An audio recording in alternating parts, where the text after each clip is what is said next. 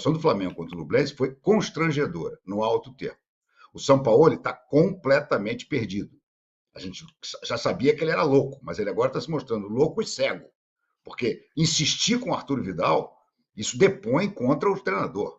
Um treinador sério, um treinador que avalia bem o que está acontecendo, não pode escalar o Arthur Vidal. Não pode achar que o jogo é no Chile, o Arthur Vidal merece todas as homenagens, e botar para jogar. E deixar de ganhar um jogo que era obrigatório.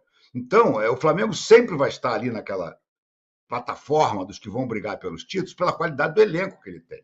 Mas a verdade é que o futebol jogado até agora, nesta temporada, o Flamengo não tem nenhum sequer jogo que você diga, jogou muito.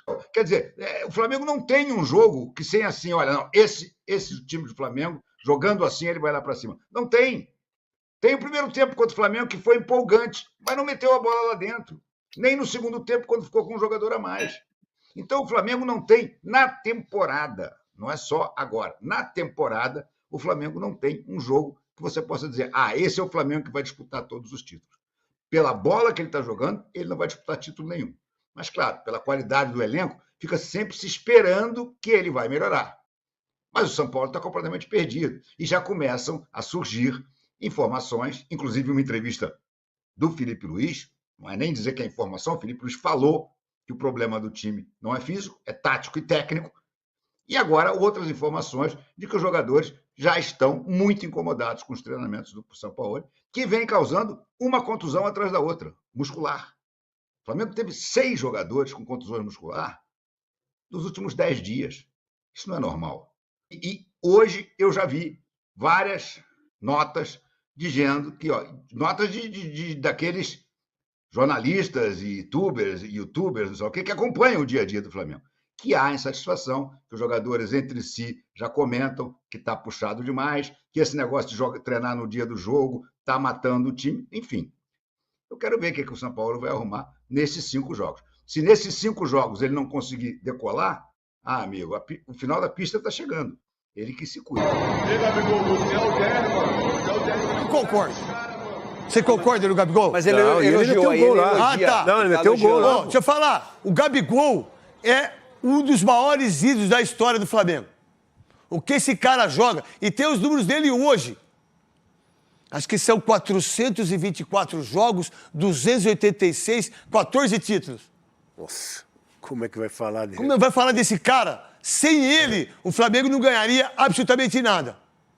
Esse é bom, olha lá. Aí, ó. Aí, ó, o Davi Luiz. Olha lá. Tem a fala dele aí, que é um absurdo a fala dele. Sim. Presta atenção na fala do Jorge Sampaoli. No, la verdad que no vi muchos equipos, hay muchos equipos de chilenos en este tipo de competencia. Vi en Ñublense como lo vi en Maracaná, muy ordenado, muy competitivo y por los partidos que he visto de Copa Libertadores puede dar pelea con cualquier equipo. Me parece un equipo que no tiene miedo de jugar y no tiene miedo de jugar contra ningún equipo en ningún lugar. Nublense. Nublense. A hora que vocês pegar o Palmeiras, é goela. Ou só o De Arrascaeta ganha mais que toda a comissão técnica e todos os jogadores e todo mundo do Nublense. O Nublense vai brigar de igual para igual. Vocês estão de sacanagem. O Flamengo vai conseguir alguma coisa com essa empáfia, essa soberba, essa falta de esse achismo que sempre é o melhor do mundo. Esse recorte do Dorival, nota 10, é uma narrativa muito falsa. Porque fica parecendo que tudo era maravilhoso quando o Dorival estava. Não era.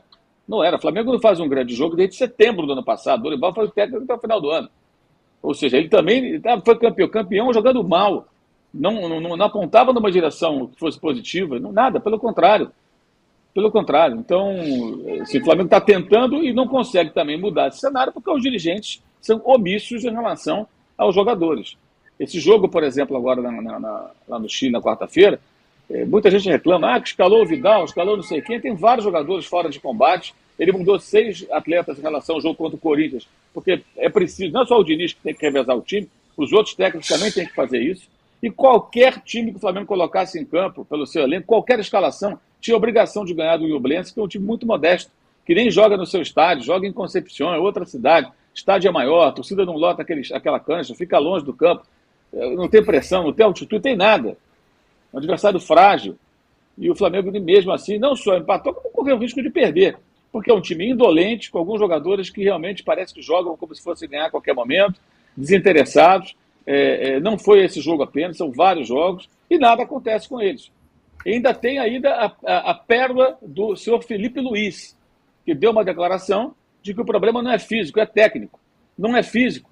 Então eu vou citar aqui alguns jogadores que estiveram recentemente machucados ou estão no departamento médico, tá? Santos, Matheus Cunha, Varela, Mateuzinho, Léo Pereira, Davi Luiz, Rodrigo Caio, Pulga, Thiago Maia, Gerson, Everton Ribeiro, Arrascaeta, Pedro, Matheus França, Bruno Henrique e Felipe Luiz, o próprio. Todos estiveram no departamento médico ou estão. Isso nos últimos meses, semanas, enfim. Como não é físico? O Flamengo se arrasta em campo, o problema não é físico. O mesmo Felipe Luiz deu uma declaração quando o Vitor Pereira iniciava seu trabalho no Flamengo, de que era um pouco complicado, difícil entender ou colocar em prática o sistema de jogo que o técnico tentava implementar. Como assim difícil? E aí a pergunta que eu faço é sobre liderança. Felipe Luiz, Davi Luiz, jogadores experientes, né? Trabalharam um com o Simeone, outro com o Antônio Conte, por exemplo.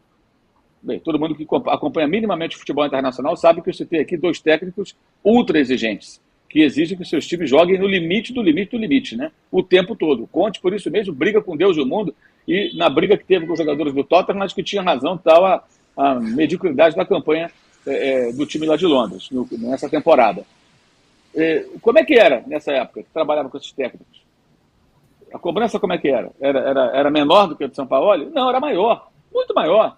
E como é que funcionava? Por que esses jogadores experientes não exercem uma liderança em campo? Eu não vejo essa liderança, tá? Para, por exemplo, demonstrar indignação com bola rolando, quando o time se comporta como se comportou na quarta-feira. E o problema do Flamengo passa muito longe de seu... O principal problema passa muito longe de seu técnico, parece evidente. Mas os jogadores são blindados, né, e não acontece rigorosamente nada, como não aconteceu.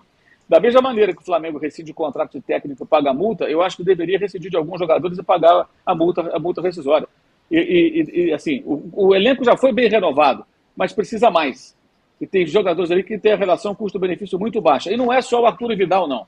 Tem mais gente que tem a relação custo-benefício baixa e convivem num ambiente de permissividade de uma diretoria que é omissa e que não toma nenhuma atitude diante de absurdos como o jogo da quarta-feira lá no Chile.